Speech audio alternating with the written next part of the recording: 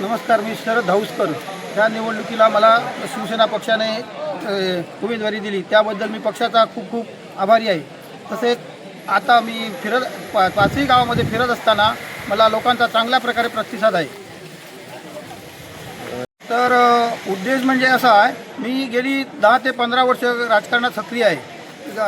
राजकारणात सक्रिय असताना काही कारणामुळे मला गेल्या निवडणुकीमध्ये हार पत्करावी लागली थोडक्या मतासाठी. तर ती हार पत्करत असताना काही 2 वर्ष गेली बघितले तर गावाकडे काय कोणाचं लक्ष नाही, दुर्लक्ष होत आहे. त्यामुळे असं वाटलं तर आपण जर त्याच्यात माघार घेतली तर आपल्या लोकांना पण त्याचा काय उपयोग होणार नाही आणि आपल्या लोकांना साथ पण मिळणार नाही.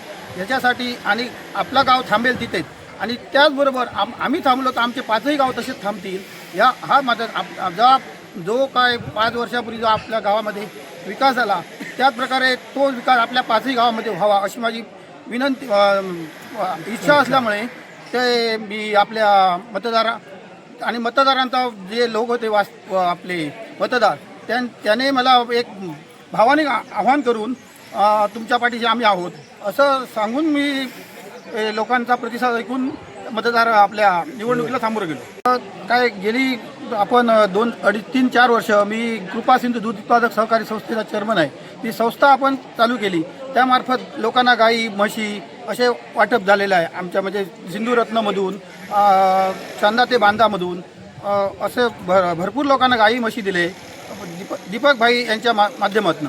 तसंच लोकांना ताडपत्री राजन मुळीक असो किंवा रेश्मा नाईक असो यांच्यामार्फत आपण लोकांना ताडपत्री किंवा पंचायत समिती स्कीम या 5 वर्षापूर्वी लोकांना दिलेल्या आहेत. त्याचा सहभागी झालो तर आपल्या लोकांना कुठेतरी काहीतरी मिळेल, रोजगाराचा प्रश्न सुटेल, लोकांचे पायवाट, रस्ते, पाणी पुरवठा, लोकांना अशी वेगवेगळी साधने लोकांपर्यंत पोचतील हा माझा मुख्य उद्देश आहे. शिवसेनेत नाराजीचा सूर तर होतात, परंतु कसं असतं निवडणूक डिक्लेअर होईपर्यंत तसा असतो तो.